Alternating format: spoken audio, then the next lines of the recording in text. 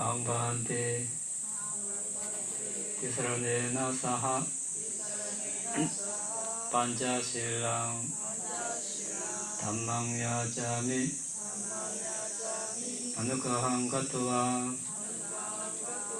실랑데타 네반테 드티암디 아항반테 티스라네나 사하 반자실랑 담망야자미 아누카한 가토와 실랑데타 네반테 다티암비 아항반테 티스라네나 사하 반자실랑 담망야자미 아누카한 가토와 실랑데타 네반테 야마와다미 땅와데타 나모 타사 바가와토 아라하토 삼마 삼부타사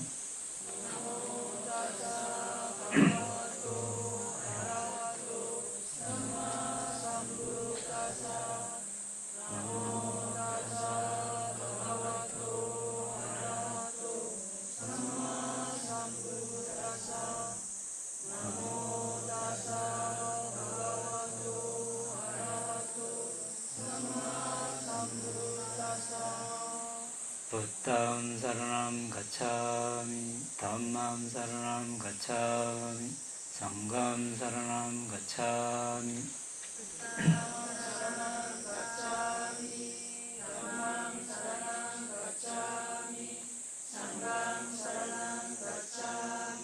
Tutiyampi buddham saranam gacchami, tutiyampi dhammam saranam gacchami, tutiyampi sangham saranam gacchami. Tutiyampi buddham saranam gacchami, tutiyampi dhammam saranam gacchami, tutiyampi sangham saranam gacchami. Tatiyampi buddham saranam gacchami, tatiyampi dhammam saranam gacchami, tatiyampi sangham saranam gacchami.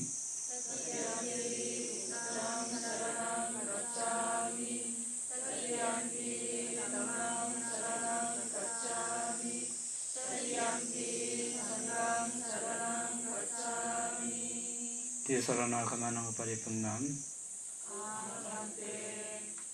panadipada veramani sikkhapadang samadhiyami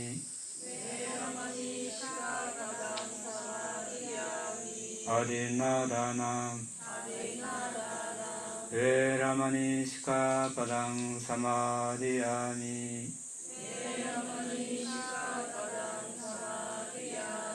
kamesu miccaccara veramani sikkhapadang samadhiyami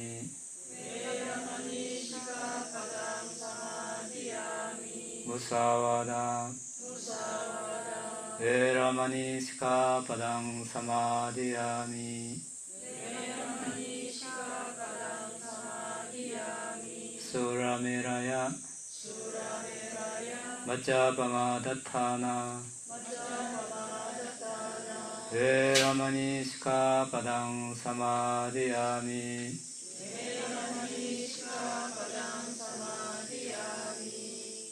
Tisranena saha pancasillang dhammang sadukang katva appamadena sampadeta.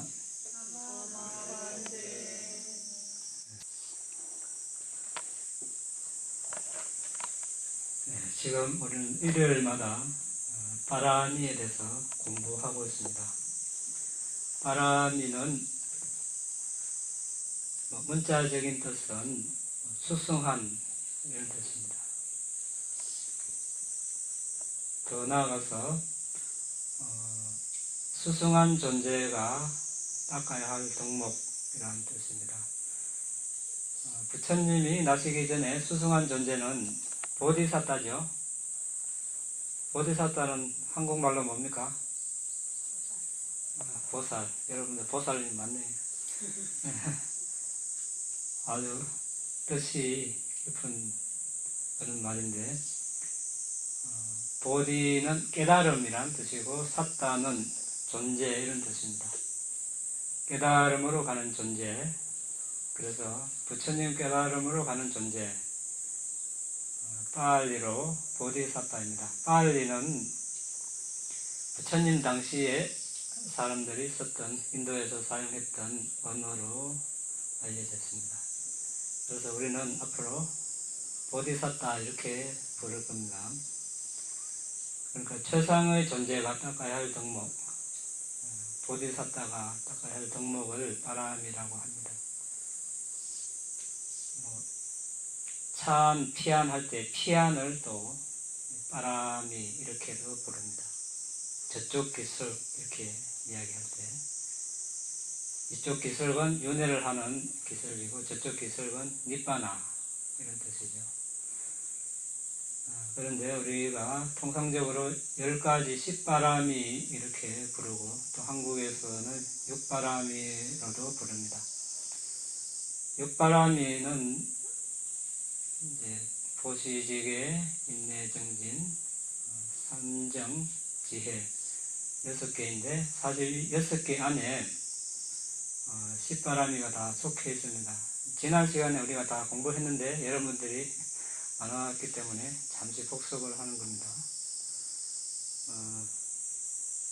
보시는 있고 지혜, 인내, 정진, 선정, 지혜 있는 것도 있고 없는 것도 있죠. 이거를 좀 더 저로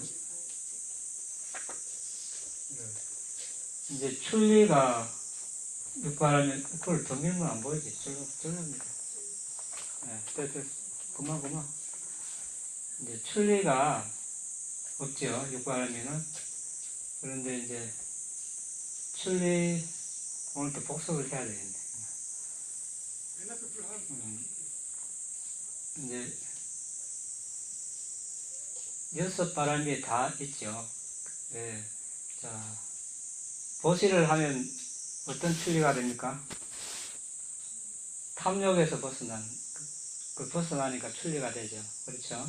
우리가 자신이 가진 재산, 소유물을 필요한 사람에게 나눠줄 때 탐욕, 애착이 있으면 못 나눠주죠. 애착에서 이렇게 벗어나야 이제 필요한 걸 나눠줄 수 있습니다. 그래서 보시에 출리가 있고, 지계, 계율은 어떻습니까?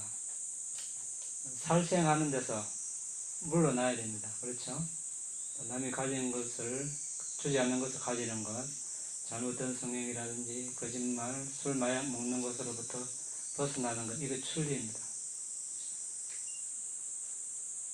인내, 참지 못하는 것에서 우리가 벗어나야 되죠. 참지 못하면 인내를 할 수 없습니다. 그래서 이런 식으로 출리가 6바람에 다 들어갑니다. 정지는 마찬가지죠. 게으름에서 벗어나야 우리가 정진을 할 수 있습니다.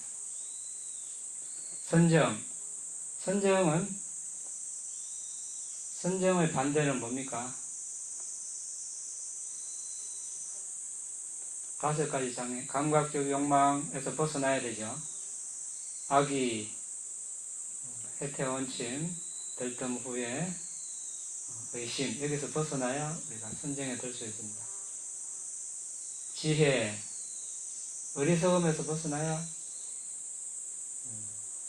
나는 것, 이것도 하나의 출리죠. 그래서 출리는 6개에 속하기 때문에 여기서 이제 생략이 됐다고 볼 수 있습니다. 그 다음에 지혜는 저기 있고, 정진 있고, 인내 있고, 진실은 이제 사실이 아닌 말을 하는 데서 벗어나야 되는 거고. 결의도 우리가 뭔가를 할 때 결심하는 거죠. 보시하는 것도 결심을 해야 됩니다. 그렇죠? 보시할까 말까? 이러면 이제 할 수도 있고 못 할 수도 있죠.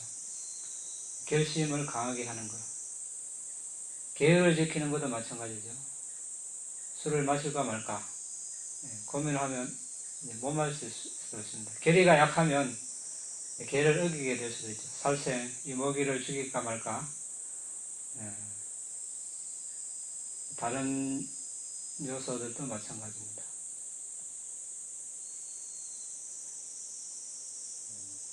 자애, 평정, 우리 자애 삼례가 있습니다.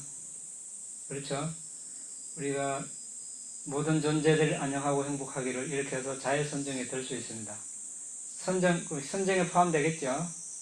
평정도 자비희사, 이제 사가 평정인데, 이것도 선정의 사마타 주제 중에 하나이죠. 그래서 평정 3내에 들 수 있습니다. 그래서 이것도 선정 6바람일 선정에 들어갑니다. 그래서 10바람일을 간략하게 6바람일로도 볼 수 있습니다. 지난 시간에 우리가 이것까지 이야기를 했고, 오늘은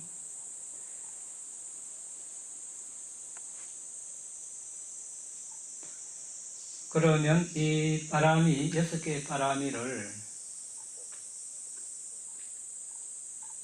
짝을 짓습니다. 짝을 지음으로써 오는 이익이랄까, 어떤 그 결과가 대가가 되는 그런 이익이 있는데, 보시와 지계를 짝을 짓고, 보시와 인내, 보시와 정진, 보시와 선정, 보시와 지혜, 지계와 인내, 지계와 정진, 지계와 선정, 지계와 지혜, 인내와 정진, 인내와 선정, 인내와 지혜, 정진과 선정, 정진과 지혜, 선정과 지혜. 이걸 다 우리가 순서대로 이렇게 다 외우면 좋겠지만, 굳이 안 외워도 우리가 왜 이렇게 보는가. 자, 6가지 또는 10가지 바람이 중에 하나만 나는 닦겠다. 예를 들어서 한 2개만 이렇게 하면은 어떻습니까? 완성이 안 되겠죠. 우리가 바람이를 영어로 번역할 때 어떻게 번역하냐면 완벽, 완성 이렇게 번역이 됩니다. 그러니까 완성을 해야 된다는 거죠. 부처님이 되려면 이 10가지 바람이를 완벽하게 다 닦아야 부처님이 될 수 있습니다. 하나만 부족해도 이 완성이 안 되겠죠. 그래서 나는 보시만 하겠다 이러면 우리 불자들의 의무가 뭡니까? 불자들의 시작과 마지막은, 시작은 뭡니까? 오늘 시작했죠. 우리 3기 5개를 받으면 불자의 시작이 됩니다. 마지막은 니바나 아라한이 되면 불자의 소임을 완성합니다. 그런데 보시만 또는 계율만 지키겠다. 안 되겠죠. 그래서 우리가 다 닦아야 됩니다. 물론 이제 정도의 차이는 있습니다. 부처님이 되려면 보시도 완벽하게 자신의 목숨까지 다 보시를 해야 되고, 이런 식으로 예를 들자면 자신의 재산, 왕국, 가족도 다 보시를 해야 되고, 이것이 기본 보시 바람이고, 자신의 팔다리, 신체 장기를 띄주는 것, 이것이 중간 보시 바람이고, 자신의 목숨을 필요한 사람이 원하면 주는 것, 이것이 이제 최상의 보시 바람입니다. 이런 식으로 10가지 바람이를 곱하면 30바람이가 되죠. 부처님이 되려면 이렇게 완벽하게 닦아야 되는데, 일반 아라한은 그렇게까지는 안 해도 어쨌든 보시, 지계, 선정, 지혜 이렇게 이제 닦아야 아란이 될 수 있습니다. 그러면 그렇게 닦았을 때 보시와 지게는 지게를 닦으면 어떤 이익이 있는가 간략하게 한번 보도록 합시다.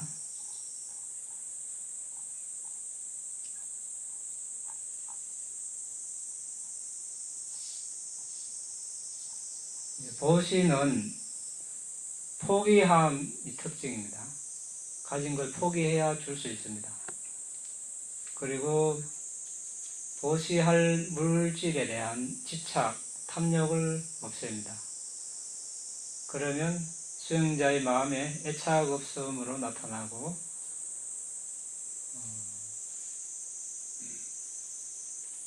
부유한 삶이 뒤따르고 천상에 태어나는 식으로 나타납니다. 가까운 원인은 이제 보시할 물건이 있어야 됩니다. 그럼 계율은 신체적, 언어적 행위가 잘못되는 것을 허락하지 않고 선한 쪽으로 유지하도록 합니다. 모든 선행의 토대로서 이바지합니다. 그러면 몸으로 하는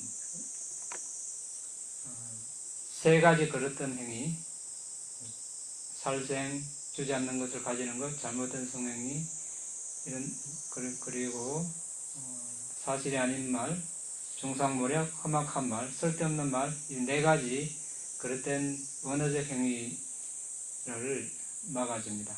이런 식으로 이런 역할을 하고 이렇게 하면 수행자의 말과 행위가 청정되겠죠. 계율을 잘 지키려면 그 원인이 있습니다. 어떻게 하면 잘 지킵니까?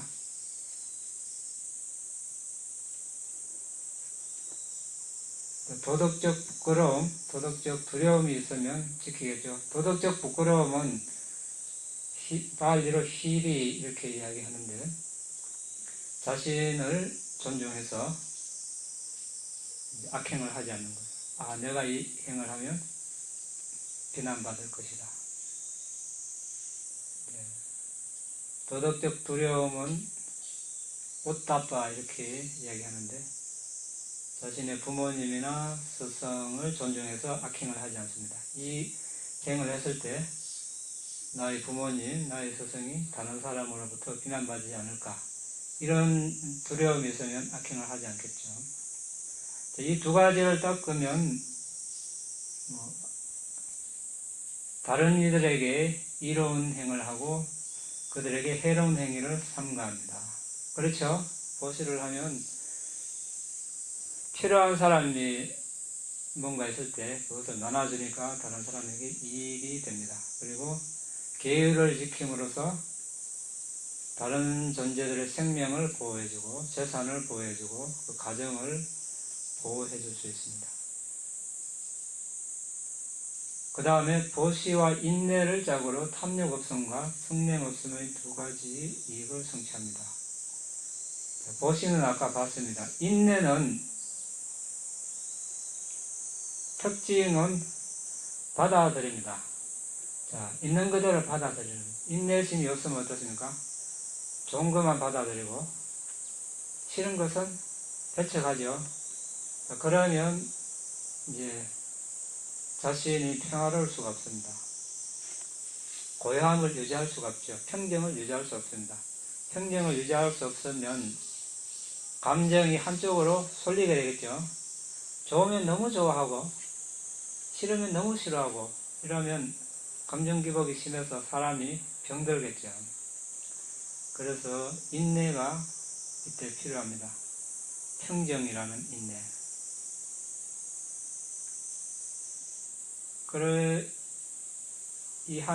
인내가 하는 역할은 원하는 것과 원하지 않는 것을 견디는 것입니다. 그러니까 좋은 것과 싫은 것을 견디는 겁니다. 그렇게 하면은 이제 관대해지고 어떤 것에도 반대하지 않는 것으로 나타나겠죠.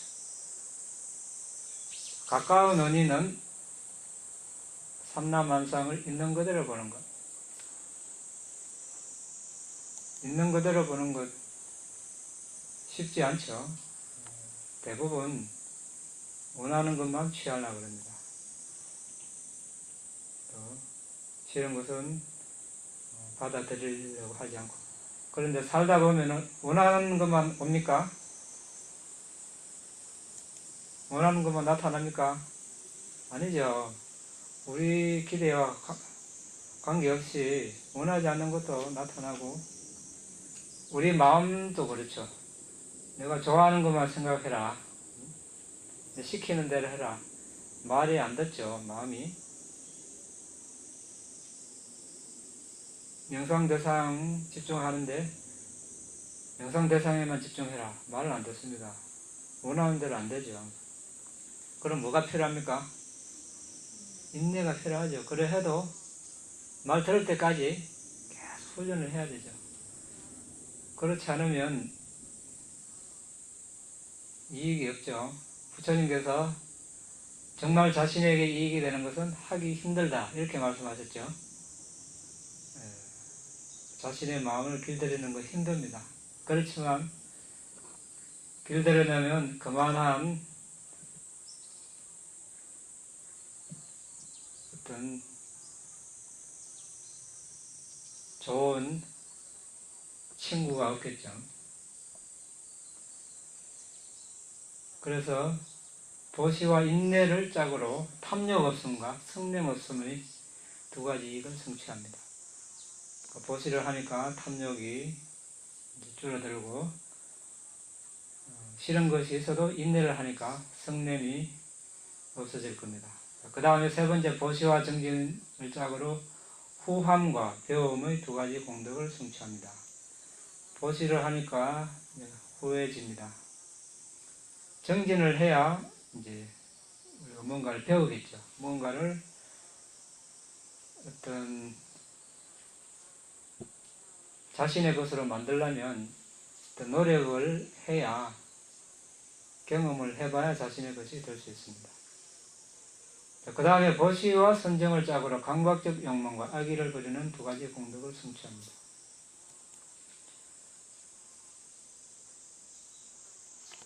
자, 토지, 금은, 이런 재산들, 여러 가지, 이런 것들은 감각적 욕망의 대상이 되죠. 자, 가지면 가질수록 더 가지고 싶죠. 맞습니까? 아닙니까? 아니라도 관계없고, 맞아도 관계없고, 일단은 대부분 많은 존재들이 이만큼 가지면 또 더 가지고 싶고, 그래서 이제 그런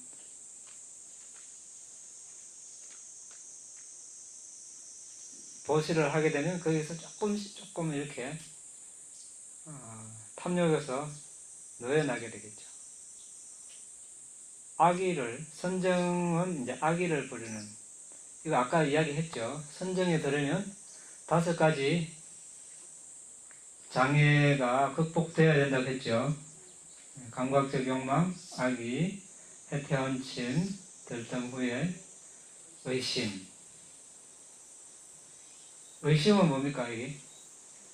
붓다, 담마, 상가, 개정에 대해서 의심, 업과의 결과에 대해서 의심하는 것, 영상 대상에 대해서 의심하는 것, 이런 것들입니다.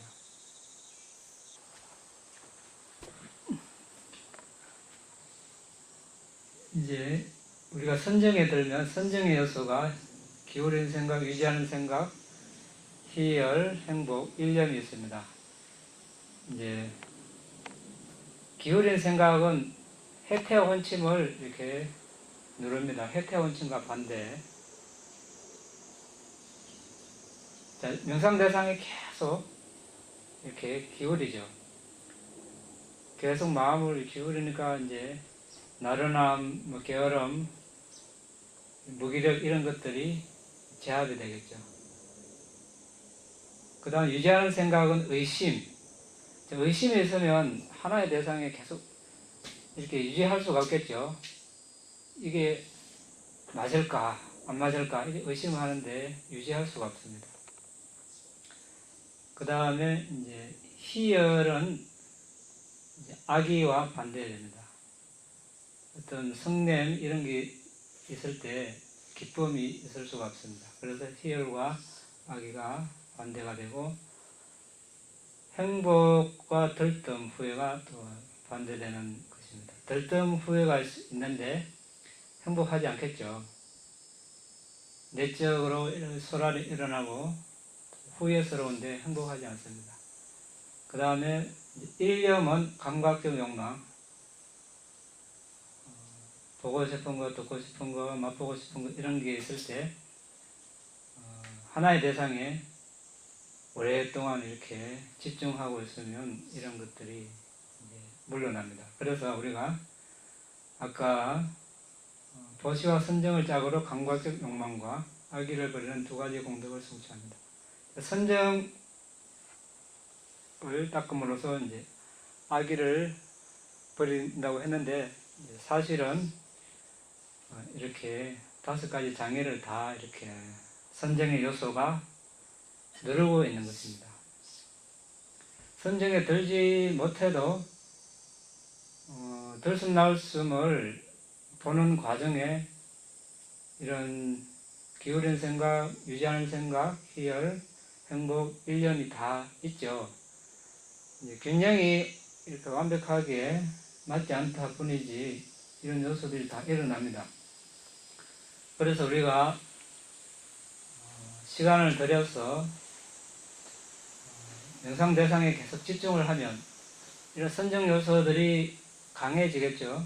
강해지면은 이런 해태원침, 의심, 들뜸 후에 감각 욕망, 악의 이러한 것들이 점점점 약해지는 겁니다.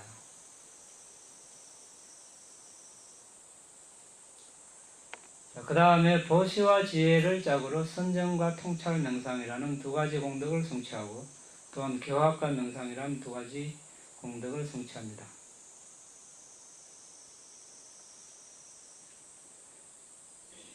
이제 보시 대상물을 주고 포기하는 것이 행복을 향해 가는 방법이고, 행복은 삼매의 가까운 원인은 뭡니까? 삼매의 가까운 원인. 수카. 예. 행복하면 삼매에 든다. 이런 말씀이 있습니다. 예.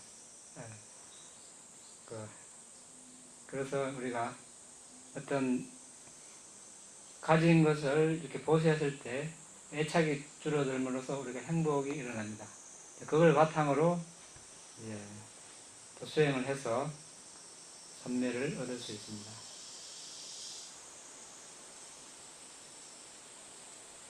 지혜를 닦으니까 우리가 통찰, 여기서 지혜는 부처님 가르치면서 지혜는 어떤 것이 있습니까?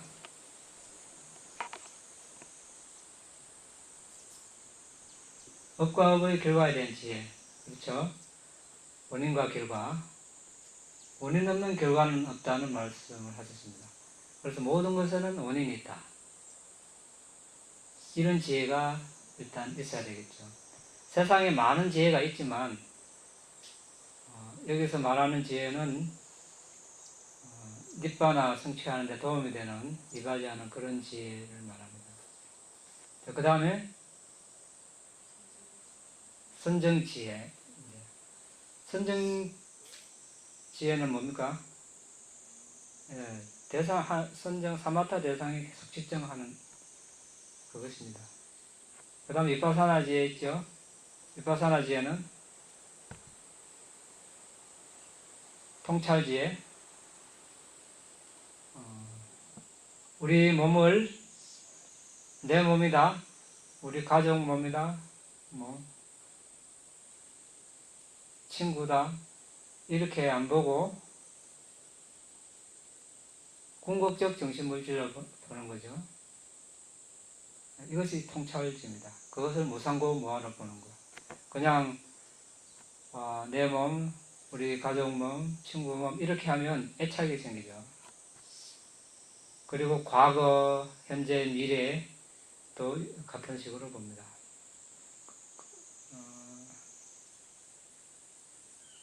궁극적 정신물질로 보아서 무상고 뭐하러 보는지, 이것이 비파사나 지혜 세 가지 했습니다. 그 다음에 도지혜, 과지혜 있습니다. 총 5개죠. 도지혜, 과지혜는 사마타, 비파사나 지혜를 열심히 닦으면 오는 결과적인 지혜가 되겠습니다.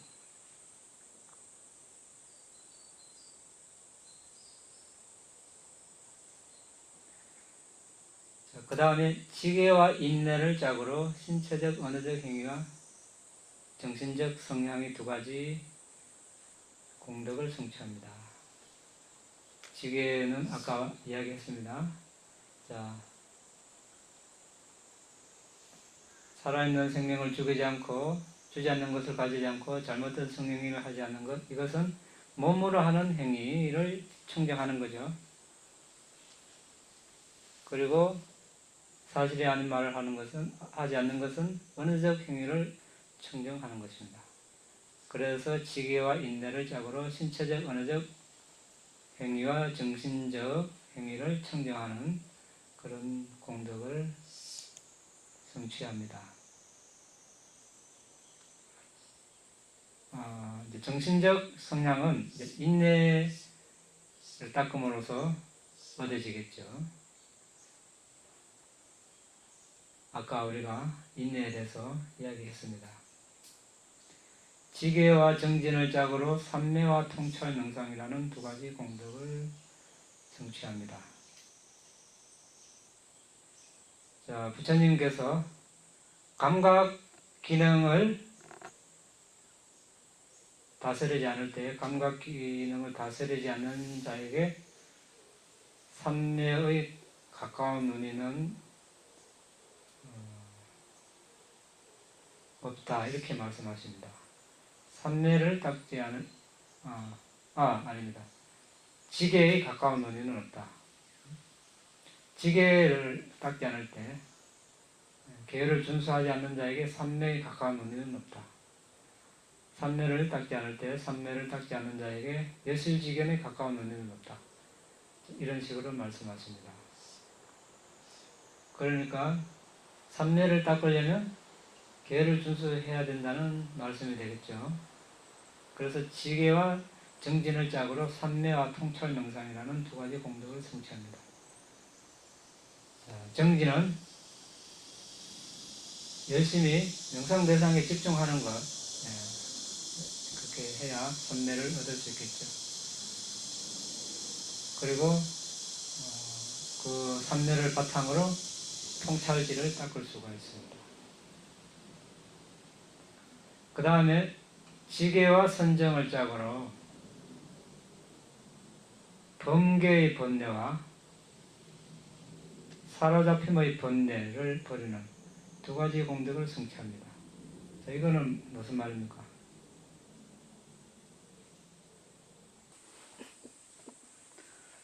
자, 우리 번뇌가 활동하는 3가지 단계가 있습니다.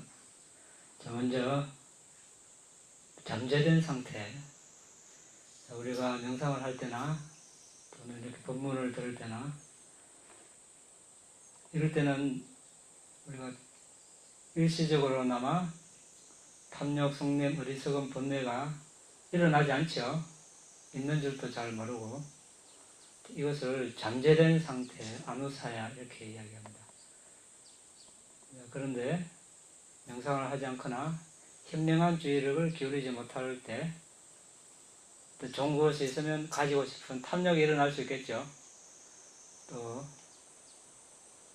누군가가 화나게 하면 화도 나고 또 어리석음이 일어날 수도 있습니다. 정신적 마음 표면에 이런 번뇌가 일어나는 단계를 파리유타나, 이때 이제 번뇌에 사로잡혔다고 이렇게 표현을 합니다. 그런데 여기서 지나가지고 여기서 통제가 안 되면 어떻습니까? 이제 살생이 일어나고 도둑질이 일어나고 잘못된 성행위가 일어나고 술 마약을 먹고 사실이 아닌 말을 하고 위띠까마라고 이제 번개를 하는 이제 그런 단계를 말합니다. 자, 그러면 어떻게 해야 되겠습니까? 예. 일단 이 번뇌의 번개의 번뇌가 일어나지 않도록 하려면 어떻게 해야 됩니까? 예, 계율을 지켜야 되겠죠. 1차 방어선을 우리가 쳐야 되겠죠. 1차 방어선, 예? 뭡니까? 계율을 지키는 거. 계율로서 일단은 우리가 몸으로, 말로 계를 어기지 않도록, 그런 거친 행위가 일어나지 않도록 방어를 해야 됩니다. 이 위띠까마 번개의 번뇌가 활동하지 못하도록. 그 다음 뭡니까? 파리타나 사로잡힌 단계. 정신적으로 어떤 하나의 번뇌에 계속 사로잡혀 있으면 어떻습니까? 위띠까마 번개의 번뇌를 저지를 가능성이 많죠. 그래서 부처님께서 오장유를 설하실 때 거기에 지속적으로 계속 주의를 보내는 것, 이것이 오장유를 계속 일어나게 하는 원인이 된다, 이렇게 말씀하십니다. 감각적 욕망이 일어나면 계속 주의를 기울이면 어떻습니까? 계속 일어나죠. 성냄이 일어나면 계속 주의를 기울이면 또 일어납니다. 해태원침 들뜸 후에 의심 마찬가지입니다. 자, 이런 것들은 부처님께서 불에 비유를 하셨죠. 번뇌를 불에 비유하셨습니다. 불을 끄려면 어떻게 합니까? 연료를 차단해야 되죠. 우리가 감각적 욕망이나 악이 이런 쪽으로 관심을 가지는, 주의를 보내는 이런 것들이 연료를 계속 주는 것입니다. 연료를 차단하면 그런 불은 서서히 꺼질 것입니다. 그래서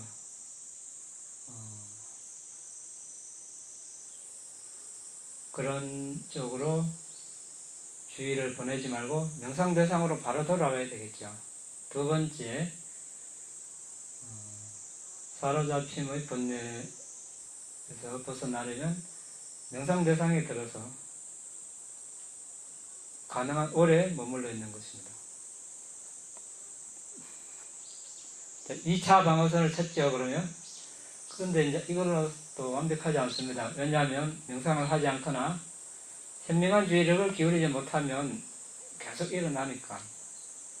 그 다음 이제 잠재된 번뇌까지 없애야 되겠죠.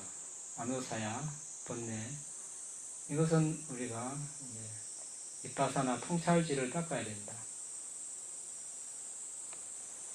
그래서 다음 단계로 잠재된 상태에서 일어나지 않으면 좋겠지만, 일어나면 가능한 거기서 다시 일어나지 않도록 명상 대상으로 주의를 기울인다든지, 감각적 욕망이 너무 일어나면 부정관 있죠. 40가지 사마타 대상 중에 부정관이 있습니다. 시체가 이렇게 또 며칠 지나면 썩어가는 과정이라든지 이런 것을 보고 해모스러움을 일으키고, 성냄이 일어나면 이제 자해관도 하고, 이런 식으로 해서 일단 그걸 누르는 것이 중요합니다.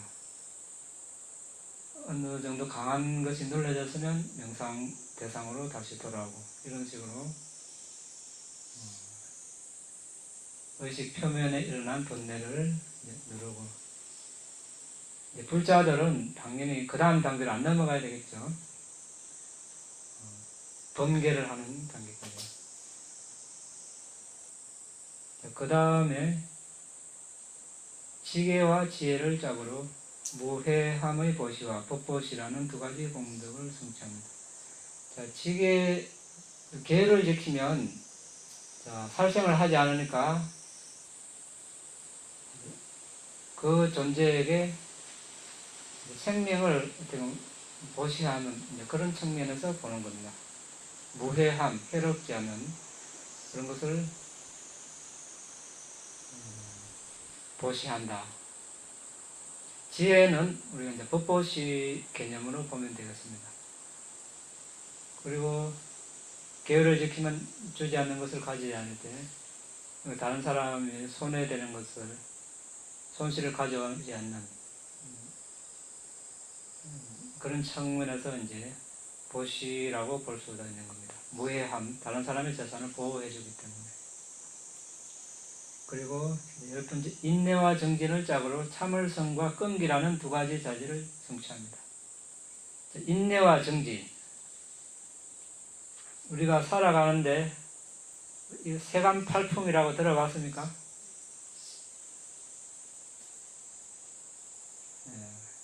삶의 부침, 이렇게 뜨고 가라앉고 이렇게 하는 것, 영고성쇠, 이득과 손실,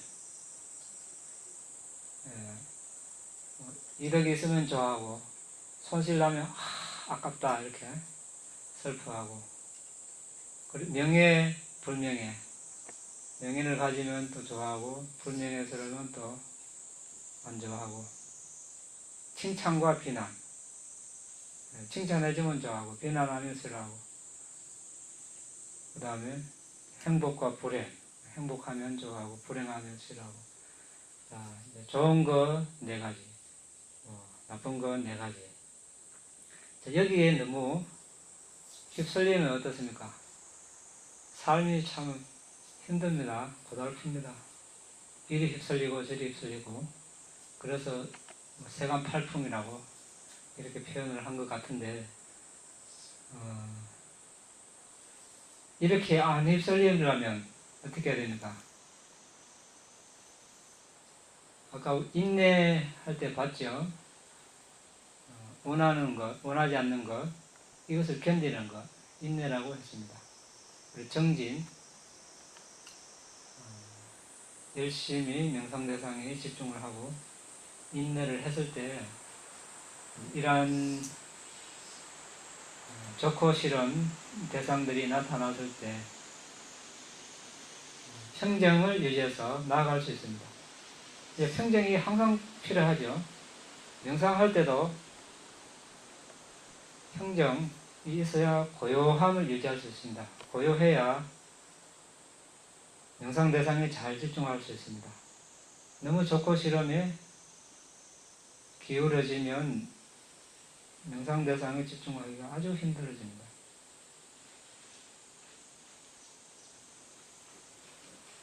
그 다음에 인내와 선정을 짝으로 악의에서 일어난 적의와 탐욕에서 일어난 편애를 버리는 두 가지 이익을 성취합니다.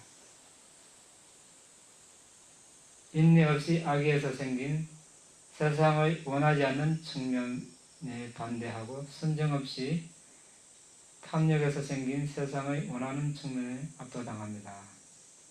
인내를 하지 않으면 이제 마음에 안 드는 것은 싫어한다는 거죠. 아까 우리가 다 이야기했습니다. 그리고 선정이 없으면 탐욕에서 생긴 세상의 원하는 측면에 압도당합니다. 우리가 부처님께서 세상에도 행복이 없지는 않다 이렇게 말씀하셨습니다. 행복이 있다고는 말씀하셨는데 얼마만큼 있습니까? 요만큼.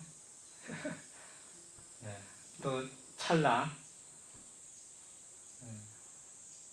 아주 짧은 순간에 잠시밖에 없다는 겁니다. 그런데 이제 그것을 구하려고 많은 사람들은 평생을 시간과 노력을 들여서 성취하려고 합니다. 하지만 성취하는 순간 어떻습니까? 이미 괴로움으로 변하죠. 그리고 그 성취하는 과정에 여러 가지 불서럽을 많이 짓습니다. 그래서 감각적 쾌락을 보는데 감각적 쾌락에서 위험함을 보라고 이렇게 말씀하셨죠. 그런데 이제 선정에서 우리 선정 요소에 수카, 행복이 있습니다. 이 행복과 세상 행복은 다르죠. 차원이 다른 겁니다. 이런 행복이 있으면 세상의 행복을 구하지 않겠죠.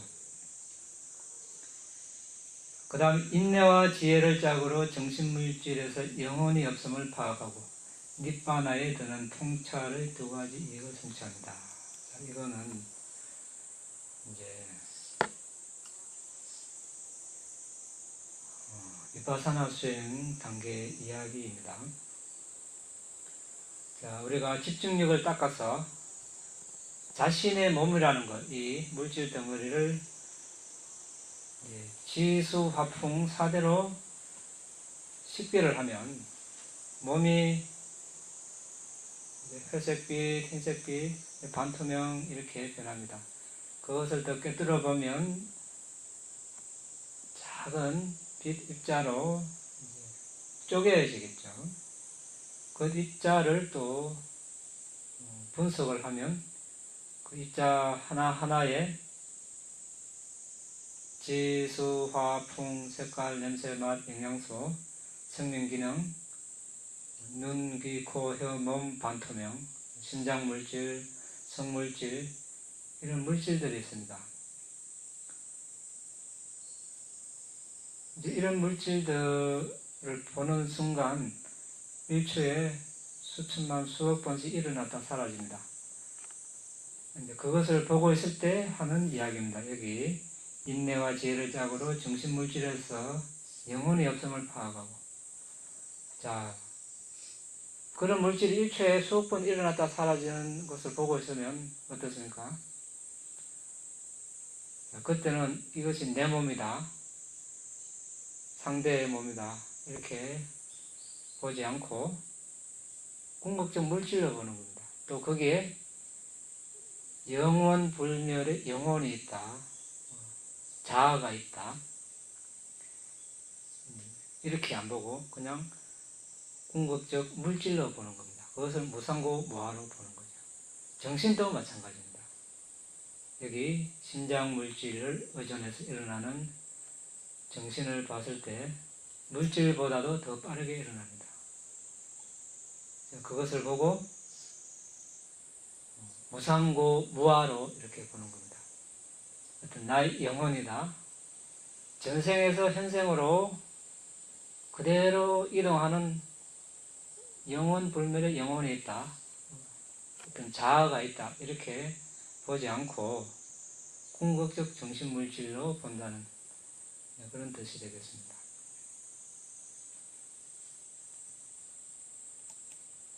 왜 그렇게 본다고 했습니까?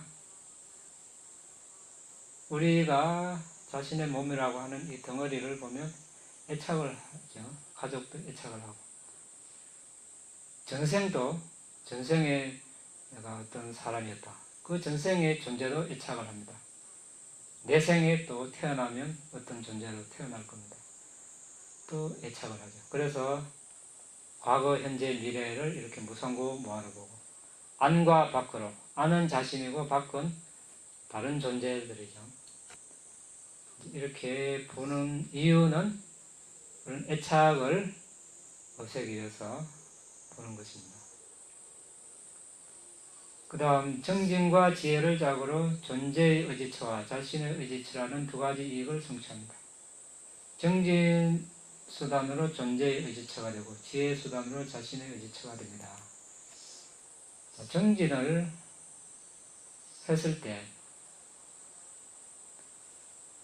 자, 보시를 하려고 노력을 해야 되고, 계율을 지키려고 노력해야 되고, 출리, 지혜 다 노력을 해야 되죠. 정진을 해야 됩니다. 부처님이 되려면, 부처가 되려면 이런 빠라미를 닦는 정진을 해야 됩니다. 그래 해야 다른 존재들에게 의지처가 될 수 있겠죠. 지혜를 수단으로 자신의 의지처가 됩니다. 자, 부처님께서 파리니빠나 반열반 생을 마감하실 때 자신을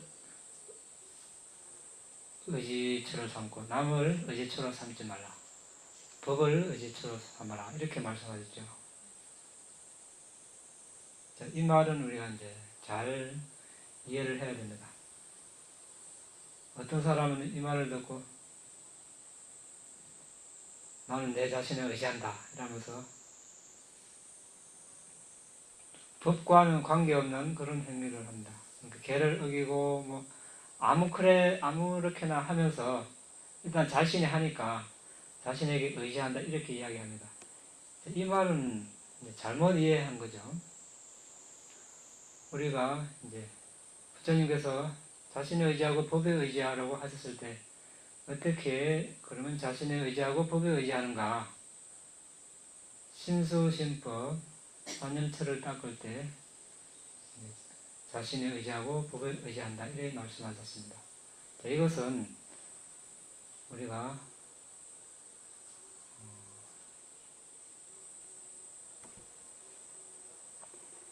사마타와 비파사나를 수행을 했을 때 그때 바른 견해가 서고 또 바른 정진을 하고 지혜가 생깁니다.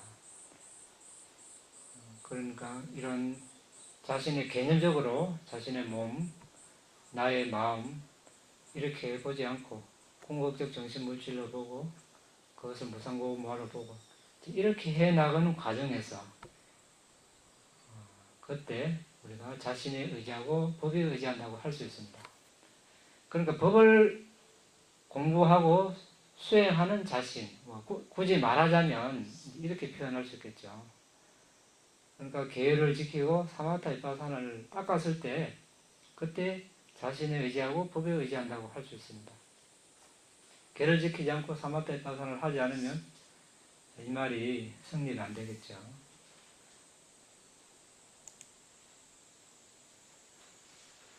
그 다음 선정과 지혜를 짝으로 삼매와 통찰 명상이라는 두 가지 이익을 성취합니다.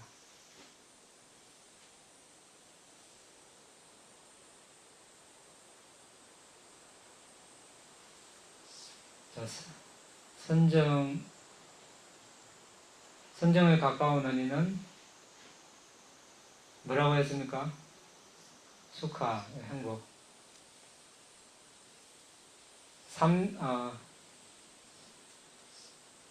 통찰시 가까운 원인은 삼매. 그렇죠? 예, 그래서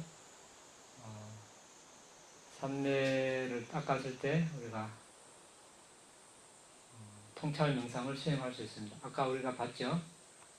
삼매를 닦지 않을 때 삼매가 없는 자에게 여실지견에 가까운 은혜는 없다. 여실지견은 뭡니까? 있는 그대로 보는 것. 법을 있는 그대로 알고 보는 것. 네. 여기서 법은 사성제. 사성제를 있는 그대로 알고 보려면 삼매가 필요한 것입니다. 그래서 선정과 지혜를 짝으로 닦습니다.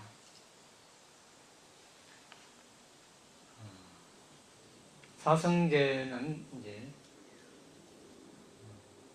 고성제, 집성제 두 가지가 비파사나 수행이 됩니다.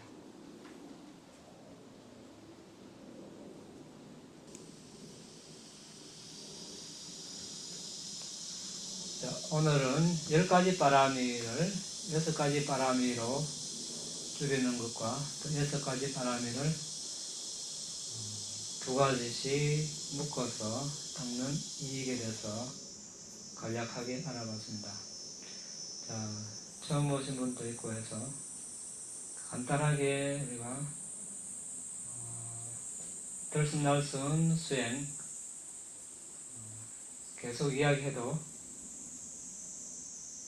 우리가 잘못 수행할 수 있기 때문에 간단하게 이야기해 보겠습니다. 코끝과 입술 사이에서 여러분들이 집에 들어가서 숨이 들어오고 나갈 때 스치는 지점에서 숨을 아는 겁니다. 바람이 지금 밖에서 불어오면 피부에 닿습니다. 안 보이지만 피부에 닿는다고, 바람이 분다고 알 수 있습니다. 마찬가지로 숨을 들이쉬고 내쉴 때 코끝과 입술 사이 어딘가 스치고 들어오고 나갑니다. 그 지점에서 들숨, 날숨을 아는 것입니다. 이 지점에서 바람이, 숨이 선명할 수도 있고 선명하지 않을 수도 있습니다. 관계없습니다. 숨만 알면은 괜찮습니다. 선명하지 않다고 해서 선명하게 하려고 심호흡을 하거나 숨을 거치게 할 필요가 없습니다. 그렇게 하면 오히려 마음이 동요되고 산만해지겠죠. 마음의 고요를 잃어버릴 수 있습니다. 그래서 아까 인내 있죠? 인내. 그대로 받아들인다는 겁니다. 있는 그대로, 만물을 있는 그대로 본다고 그랬죠. 인내가. 숨도 있는 그대로 보고 허용을 하고 숨이 들어오고 나갈 때 들숨이다, 날숨이다, 아니면 그냥 숨이라고 알면 되는 겁니다. 자, 무한한 인내가 필요하겠죠. 숨은 아주 미세하고 바깥 다른 대상들처럼 화려하고 매력적이지 않습니다. 몸이 건조하고 단조롭습니다. 하지만 그 대상에 집중했을 때 새 속에서 얻을 수 없는 그 수카, 행복을 얻을 수 있는 것입니다. 바람이 불면 뭐 서늘하다, 따뜻하다, 이런 감촉이 일어납니다. 숨을 들이쉬고 내쉴 때도 여러 가지 감각이 일어나겠죠. 단단합니다, 서늘합니다, 민다, 지탱한다. 이것은 대상이 아닙니다. 숨이 대상입니다. 물론 그런 감각이 있으니까 숨이 들어오고 나간다 알 수가 있습니다. 하지만 그런 감각 자체가 대상이 아니라는 걸 우리가 분명하게 알아야 됩니다. 그런 감각을 통해서 숨을 아는 것이죠. 마음은 한순간에 하나만 알 수 있습니다. 감각을 아는 순간 숨은 알 수가 없습니다. 숨을 아는 순간 감각은 알 수가 없겠죠. 마찬가지로 숨을 계속 보고 있다면 망상이나 다리 통증 이런 것들은 없겠죠. 망상이나 다리의 통증을 본다면 그 순간에는 들숨 날숨을 잊어버리는 것입니다. 들숨 날숨에 알아차림하는 수행이 아니죠. 이렇게 해서 숨을 아는 시간을 점점 늘려가면 됩니다.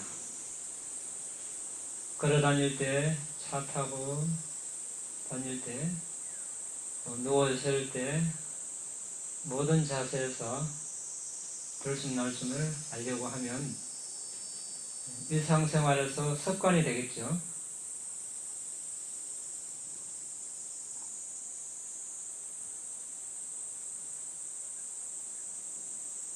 습관이 되면 이제 업이 되는 겁니다. 그렇죠? 우리 업이 바뀌는 겁니다.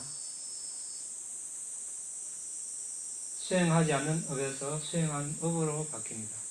자, 업력이 남으면 우리가 이번 생에, 마지막 생에, 죽음 직전에, 이번 생 마지막 어떤 순간에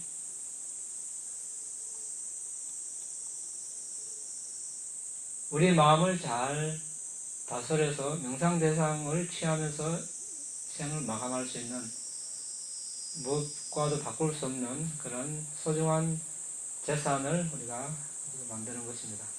수행을 하지 않으면 통제하기가 힘들겠죠.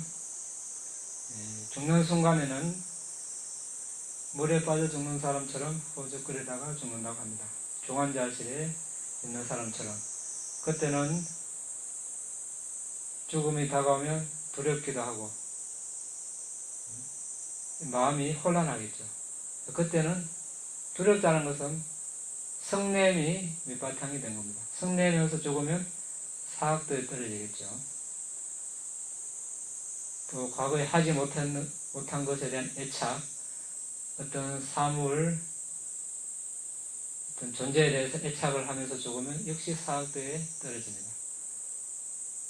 그런 것들로 습관이 든 사람은 그런 대상이 나타날 가능성이 많습니다. 그렇지만 명상을 해서 마음을 잘 길들여 놓으면 명상 대상을 알면서 죽음을 맞이하면 누가도 바꿀 수 없는 그런 이익이 될 것입니다. 자, 그래서 인내가 필요합니다. 이런 좋은 습관을 지으려면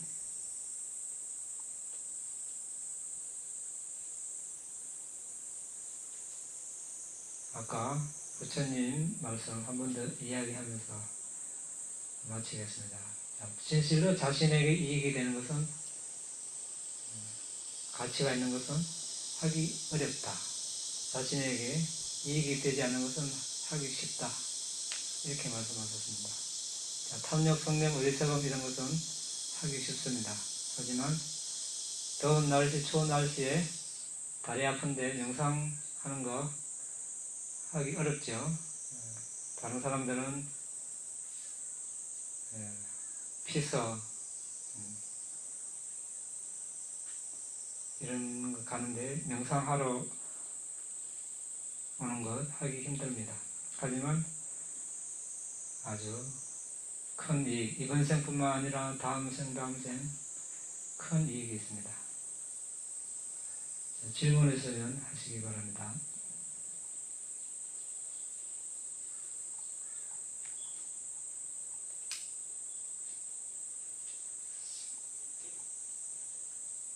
새로운 사람들도 있고 보니까 네.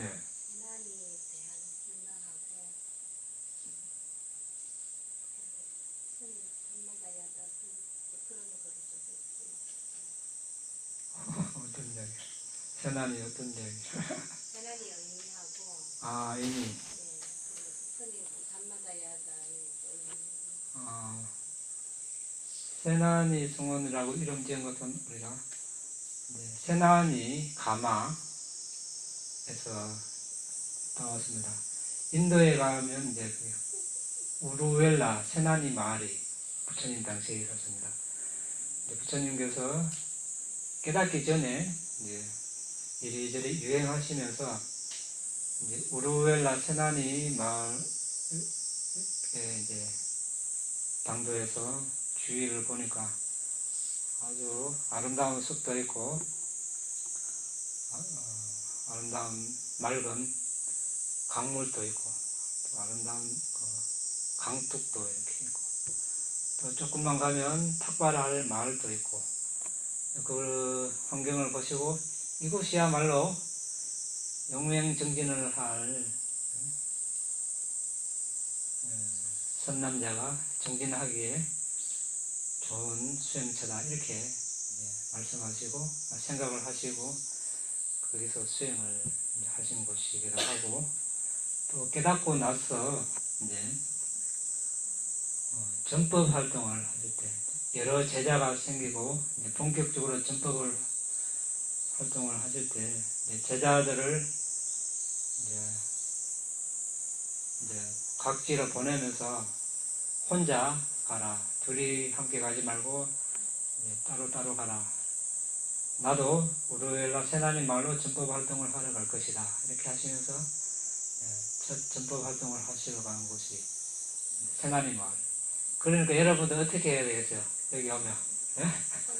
부처님은 그렇게 생각하시고 부처님 그 세난이 마을에 가셔서 열심히 영맹정진을 하신 곳이고 또 전법 활동을 하신 곳이다. 이렇게 생각하고 어떻게 해야 됩니까? 열심히 정진해야 되겠죠.